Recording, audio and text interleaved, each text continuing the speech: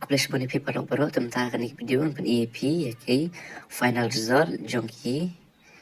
candidate ki ba apply ya ka migle police ki dan ki ba yo tho ek exam but ki dan ro ki ba me tho shu tapi ya kan video tak lupa kod kan EAP. The result of the PET screening test for the post UBSI on branch constable, AB constable, BB constable, MPRO GD, constable handyman, MPRO, operator signal BN, operator fireman, fireman mechanic, driver fireman, and driver constable held in various bed center WEF 13 December 2024 to 15 February 2025. Tahnik ben im tai pi itu ki candidate ba kin sayo ban tho ek exam ki jongki ni ki post ki final result mo itu ki ban sa tho to kin sa pau itu ki list ki kating ki jong ki ron ba jong pil kin sa ai anta itu ki bara mare na do ka kharlai tarik ter jong banai jong banai Desember ajar sau ter hado jong kasan tarik banai Feb ajar san mo itu ki bara ban mare tam tayo ben final result anta itu bayo ban tho ek exam.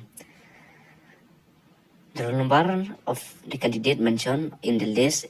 of eligible candidates are shortlisted to appear for writing test. Dan takini ki roll number ki ba ki CRB ki apply itu ba eligible ki candidate man tho ek exam ta is mentioned below tapi sampai dengan sabu ekaling jonga ekaling jong kini magila police untuk list sang sabu apo bat pinsa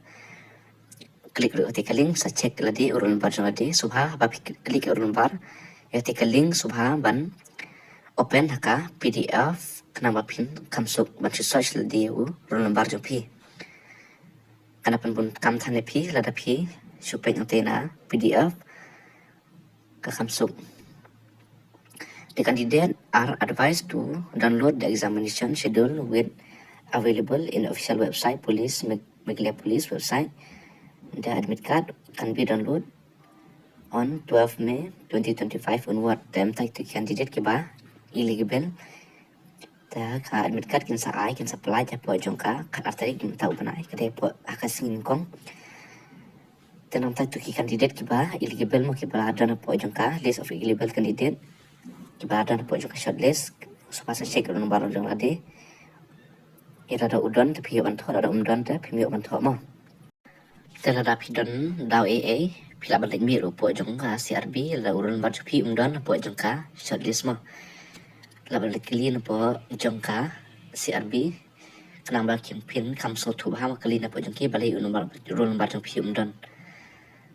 ta thrai hang ni ki kisha ban mare kisha ban tho exam tang tai tu ki candidate ki bayo eka ripo nyo po shaning mo de ti ba yo san po po kim thai kim sim shu itu